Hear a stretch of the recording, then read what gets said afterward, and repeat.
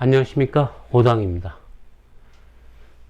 이번에는 우크라이나 전쟁, 저는 그걸 우크라이나 독립전쟁이라고 봅니다만은, 뭐 그런 것 때문에 전 세계 인플레다, 뭐 금리, 뭐 자이언트 스텝이다, 이런 말이 많잖아요. 또 그 바람에 또 좀 빠르게는 뭐 어떤 또 저널리스트 분은 이제 글로벌 시대가 끝났다. 글로벌화가 이제 끝났다 이거죠. 제가 볼 땐 좀 뭐 일리는 있는 얘기지만 저는 이런 생각합니다.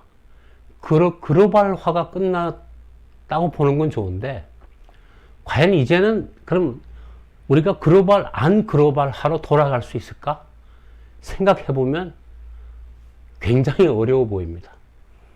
그래서 글로벌화가 더 진전되는 거는 멈출지 몰라도 조금 후퇴할 수도 있지만 이제는 전 세계가 그냥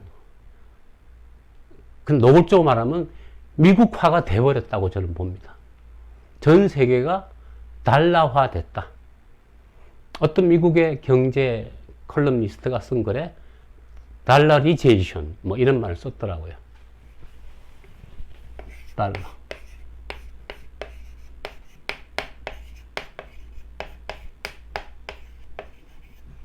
달러화가 됐다 이거죠. 저는 이 말이 참 진실이라 봅니다. 가끔 보시죠, 여러분. 뭐 미국 경제 안 좋을 때마다 흔들리는 달러 패권, 뭐 달러 패권의 잠식. 그냥 저는 가십거리라 봅니다. 노골적으로 달러 말고는 뭐 할 건데? 뭐 전 세계 중앙은행들이 보유하고 있는 외환 보유고 중에서 달러가 많이 줄어들었다. 사실이죠.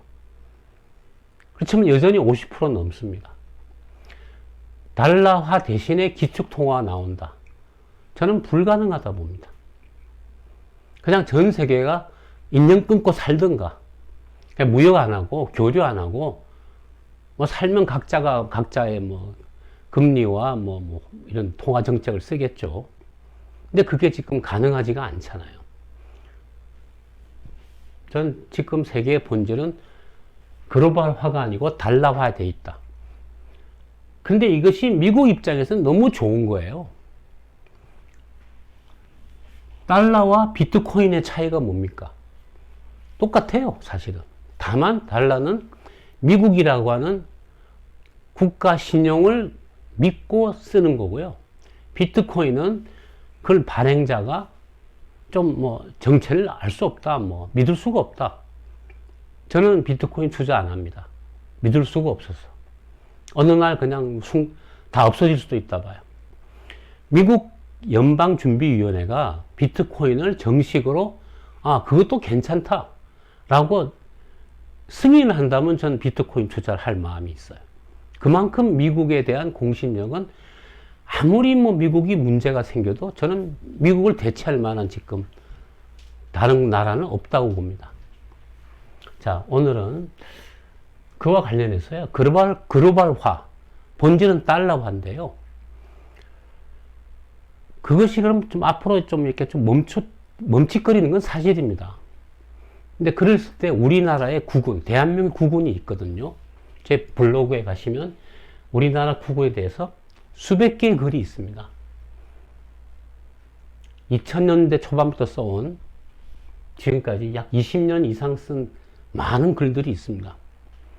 거기 보시면 우리나라 국운은요, 장기로 보면 360년 국운이 있는데, 그걸로 치면 지금 우리나라 국운은 한참 올라가고 있습니다만은, 60년 사이클에서 보면요, 우리나라 국운의 운의 사이클에, 즉, 에너지가 가장 강렬했을 때는 94년이었고요. 1994년. 그것이 옛날에 바닥은 64년이었고요. 2024년이 다시 국운의 입춘점이 됩니다. 2009년이 입동이었고요. 여기가 1979년. 다시 2039년. 멀었죠. 지금 2022년입니다. 지금 바닥 직전. 이게 에너지의 사이클이라고 같다 그랬죠. 지금 우리나라는 사실상 우리 사회는 흔히 말해서 열정 있는 사회는 절대 아닙니다. 지금 젊은 친구들이 이생망이다, 뭐 M4 세대다. 열정이 있다는 얘기는 미래를 이끌어갈 젊은이들이 뭔가 희망을 가질 때 그 나라의 미래가 있는 거죠. 뭐 지금 우리만 그런 게 아니지만 우리나라 분명히 지금 운세는 이 바닥점에 거의 가까워지고 있습니다. 2년 뒤죠. 대한민국이라는 나라가 ROK죠, 그죠? ROK가 언제부터 세계에서 인정을 받기 시작했냐면요. 벌써 이젠 잘 모르신 분도 있겠지만 사실은 2002년 월드컵 때 우리나라가 월드컵 4강을 가고 한일 월드컵을 개최했잖아요. 전 그때 그 이탈리아와 우리나라의 그 히딩크 감독 안정환 씨가 그 두 번째 골 넣을 때 그 장면을 우리 아들과 함께 강남역 나가서 대형 스크린에서 봤어요. 참 20년 전의 일이네요. 참 그때는 제가 40대였는데 지금 60대 후반, 참 격세지감을 느낍니다. 제가 얘기하죠. 어떤 그 사람의 운세나 무엇이 뭔가 확 포텐셜이 터질 때가 요 때라고요. 가을의 정중앙, 즉 추분이라는 때죠. 그게 2002년입니다. 94년과 2009년의 대충 중간쯤. 이때가 한일 월드컵이에요. 이때 많은 일이 있었습니다. 미군이 이렇게 장갑차로 우리나라 이렇게 소녀들을 치어서 그 사망한 사건이 또 굉장히 그 바람에 반미 감정이 막 끌어올랐죠. 저는 그 반미 감정도 뭐냐, 오늘날 우리나라에 반미 감정 별로 없죠. 왜 그럴까요? 흔히 뭐 좌파 뭐 그쪽 사람들이 뭐 지금 없어졌습니까? 그렇지가 않잖아요. 저는 그걸 뭘로 보냐, 이제 우리도 좀 컸으니까 미국아 니네들도 우리 좀 이제 좀 대우 좀 해주라. 나도 이제 좀 컸다. 좀 일종의 인정 욕구죠. 저는 반미 감정은요, 보통 그 개발도상국들이 발전해 가는 과정에서 겪는 하나의 그 성장통이라 봅니다. 그래서 반미 감정에 대해서 저는 그때는 약간 걱정했어요. 야, 이거 너무 이게 세지면 큰일인데 했는데 격시, 그죠? 지금 반미 감정 한국이 없죠. 극히 일부죠. 이 추분 때, 2000년 때 우리나라가 정말 월드컵 4강 간 것이 하나의 그런 그 상징이죠. 그리고 또 하나 있죠. 또 하나가 글로벌 삼성이라는 게 등장한 때가 바로 2002년입니다. 그때부터 삼성은 갑자기 세계적으로 글로벌리 인정을 받으면서 그때부터 글로벌 삼성이란 말이 유행하기 시작했어요. 동시에 또 견제하는 목소리 나왔죠. 삼성공화국이냐. 그러니까 세상은 언제나 견제와 이런 것이 다 있기 마련이죠. 저는 그것이 다 크게 보면 다 긍정적인 하나의 과정이라 봅니다.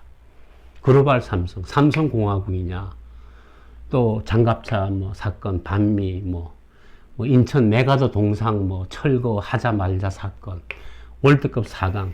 저는 그것이 다 같이 한국이 글로벌 무대에서 인정을 받기 시작한 그 출발점이라 봅니다. 저는 한류의 출발점도 2002년으로 봅니다. 한류. 이게 뭐냐? 저번에 얘기했죠. 입추부터 그 사람이 어떤 뭐 기업도 마찬가지입니다만은 이렇게 사해야 된다. 즉 주변에 도드라지게 보이기 시작한다는 거죠. 그것이 진행되다 어느 순간에 그것이 확 폭발해요. 그게 그 사람 운세에 뭐 기업이나 마찬가지 모든 게 똑같습니다. 이 추분이 되면은 갑자기 부각됩니다. 인생에서 살면서 노력하다가 갑자기 자기가 확 인정을 받으면 굉장히 성취감을 느끼잖아요. 그런 면에서 살면서 가장 스탁이 많이 쌓인 시점은 2009년이지만 이때도 우리나라는 선진국이 됐어요, 사실. 이 무렵에 우리나라가 전 세계 그 뭐 G20 정상회담 뭐 이런 등등 국제 회의를 많이 개최했죠. MB 때. 그 우리나라가 이제 인정을 이제 관록이 생긴 건데 그 출발점은 2002년입니다. 2002년. 관련해서 이제 얘기죠. 우리나라가 그 제가 주식 기초에 가서 얘기를 할 때요. 무슨 얘기를 했냐면 캐시플로우, 1인당 GDP에 비해서 스탁, 부, 자산 이것의 증가 속도가 더 컸잖아요. 그게 양극화의 원인이다 그랬죠. 그게 꼭 뭐 어떤 한 사람이나 뭐 기업이나 뭐 걔네들이 다 먹어서 뭐 그러니까 세상은 나쁜 놈이 한 놈이다 뭐 이 놈이다 하기 힘든 거래요. 다 그냥 먹고 살자고 하다 보니 그렇게 되는 건데 즉 우리나라가 스탁이 쌓이기 시작한 시점도 2002년부터입니다. 이때부터 스탁이 점점 늘기 시작했어요. 그런데요, 지금 이제 이 동영상을 보시는 분들 중에 젊은 친구들은 잘 모르겠지만, 자, 한국 경제에서요, 자, 글로벌화라는 것이 의미하는 바는 뭐냐면, 국제적인 자본 이동이 자유롭다는 것이 들어가거든요. 즉, 자본시장 개방이죠. 자본 이동의 자유화죠. 그게 글로벌화의 핵심 내용입니다. 이것이 가져온 장단점, 명과 암이 있다는 거죠. 뭐냐? 우리나라가 옛날에는요, 기업들이 경영하면서 은행에서 대출받기가 굉장히 어려웠습니다. 그래서 은행원 찾아가서 흔히 말하는 커미션, 즉, 대출해주면은 뭐 2% 띄워줄게, 3% 띄워줄게. 옛날에는 제가 은행 출신인데요, 대출할 때 3% 커미션은 기본이었습니다. 왜냐하면 남들은 대출을 못 받는데 나는 대출을 받으면은 그 자체가 벌써 자금력이 생기잖아요. 그 당시에는 투자만 하면은 웬만하면 사업이 잘 됐거든요. 돈 땡겨다가 투자하면 돌아가서 돈을 버니까 그 시절엔 자금이 귀하던 시절이었습니다. 금리도 막 70년대 때 우리나라의 1년 인플레이션이요 37%인가 간 적이 있습니다. 1년의 돈 가치가 37%나 없어지는 거죠. 그때 대출이 뭐 20 몇 프로였거든요. 뭐 18%? 18% 대출 받고 30 몇 프로 인플레 되면은 사실은 그 마이너스 18% 금리죠. 그런 시절엔 커미션은 기본이었다는 거죠. 그게 뭐 꼭 뭐 은행원들이 타락해서가 아니라 자원은 돈은 귀한데 쓸 사람은 많은데 돈은 적으니까 그 사람한테 줄 때 그런 거래가 성립되는 거죠. 자연스러운 겁니다. 그런 것이 옛날에 이제 흔히 돈이 귀하다 해서 전황이라 그랬어요. 식량 기근이 아니고 돈 기근. 우리나라가 80년대 때 급성장하면서요, 막 이렇게 수출이 잘 되기 시작하는데, 이때 발생한 문제가 뭐냐면 자금 부족이었어요. 사람은 막 뽑고 투자를 해야 되는데 대출을 받아야 될 거 아니에요. 그래서 그 당시에는 대출 받는 것이 일종의 정경유착이다. 뭐 그런 식의 사실이죠. 정경유착은 지금도 완화된 형태지만 계속 있습니다. 우리나라만 그런 게 아니고 전 세계가 마찬가지입니다. 그런데 한국에 자금 부족할 때요, 글로벌화로 인해서 우리나라가 자본시장을 개방한 것이 있습니다. 그것이 바로 1992년입니다. 이때입니다. 주식이 너무 내려서 노태우 대통령 때예요, 그때가. 김영삼 대통령 선거 전입니다. 92년 말이고요. 증시가 1000을 갔던 증시가 400, 500을 깨고 내려가니까 정부도 알고 있었어요. 자꾸 자본시장 니네 투자할 만하니까 우리가 좀 돈 좀 투자하게끔 좀 열어라. 그래서 그 당시 노태우 정부가 그걸 카드로 해서 증시 부양책을 썼습니다. 자본시장 개방한다. 앞으로 우리나라 기업에 대한 주식의 몇 %까지는 외국인이 살 수 있다. 그게 바로 자본시장 개방이 92년입니다. 이 얘기를 하는 까닭이 있습니다. 이때부터 우리나라가 자금의 숨통이 트이기 시작했습니다. 근데 문제는 뭐냐? 10년 지나니까 서서히 우리나라에 이제는 스탁이 형성되기 자산이 형성되기 시작했어요. 그래서 외환위기 이후에 빈부 차이가 많이 나기 시작하죠. 그러니까 양극화라는 건 뭐냐면요. 스탁이 쌓이기 시작하면 생기는 일이에요. 자연스러운 일입니다. 양극화를 없애려면요. 뭐 기득권을 뭐 어린 게 아니고요. 간단히 말하면 쌓여있는 자산을 쉽게 말하면 없애버려야 돼요. 뭐 대공황이라든가 경제 파국이라든가 그거 다 싫잖아요. 그렇게 참 경제가 어려운 거예요. 아무튼 한국에 외자가 유입되기 시작이 92년인데요. 자 보시죠. 한 바퀴 도는데 60년이 걸리죠. 이게 이제 2022년에 왔어요. 지금 반대 자리에 왔죠. 이것을 이제 기하학에서는 오포지션이라고, 오포지션. 즉, 우리 반대. 우리 국군이 맹렬하게 뻗어나갈 때 돈이 부족해서 난리였는데, 지금 우리나라나 미국이나 다 양적 완화해서 지금 돈은 시중에 엄청 풀어놨죠. 그죠? 돈이 없어서 뭘 못하는 게 아니고, 이제는 다른 문제가 생기고 또 인플레가 문제란 말이죠. 경제 성장률은 급격히 떨어져 있고, 잠재 성장률도 떨어져 있고, 인구도 줄고 있고. 지금은 돈의 부족이 아니고 돈은 이제 중요하지가 않다 이래 됐는데 최근에 뭐 금리를 좀 올린다고 합니다. 과연 미국이 금리를 갖다가 옛날에 80년대 때 존 볼커 연준이 의장처럼 그렇게 확 올려서 불경기를 만들어서 쌓여있는 스탁을 없애는 방법은 간단해요.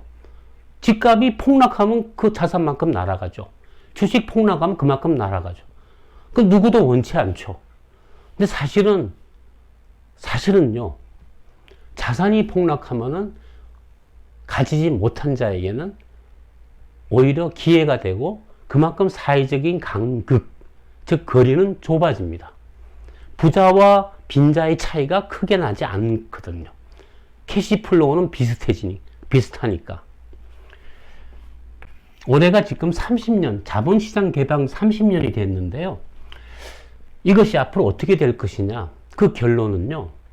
세상은 30에서 사실은 답이 나오지만 우리는 이 시그널을 잘 읽지를 못합니다.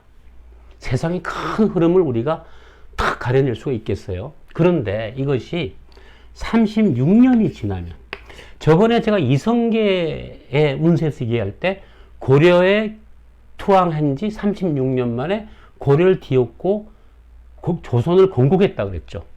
이 36년이 지나면요. 이게 답이 나옵니다. 그 원인에 대한 결과가 확실하게 나와요. 그래서 따져보면 92년 더하기 36. 그냥 간단한 계산입니다. 2028년. 저는 2028년에 가서 올해부터 징조가 지금 좀 오고 있죠. 무역도 좀 적자가 나고 있고요. 지금 경상수지가 적자로 가는데 이건 뭐 우크라이나 전쟁이 끝나면은 좀 해소가 될 것 같지만은 앞으로 어떻게 되느냐 장담은 못하지만요. 그 답은 2028년이 되면은 글로벌화가 많이 후퇴하면서 전 세계에서 이렇게 넘쳐나는 달러들이 이렇게 빠져나가지 않을까. 빠져나가면 어디로 가느냐. 미국으로 와서 대출을 갚으면 돈이 사라지는 겁니다. 돈이라는 건요. 대출을 갚으면 그 액수만큼 돈이 사라져 버려요. 근데 대출 또 받으면 또 그만큼 유지되는 거고요. 대출이 더 늘어나면 돈이 늘어나는 거거든요. 그래서 2028년 이때가 우리나라 경제에 있어서 다시 한번 이렇게 자금이 부족하거나 달러 유출로 인해서 우리나라 경제나 정시나 부동산이나 이런 자산 시장이 어떤 답이 나오는 시점은 저는 2028년이라고 봅니다. 그 사이에 6년 사이에 이제 어떤 상황이 진행되느냐 계속 지켜보겠지만 저는 답은 2028년이 되면은 자명해질 것이다.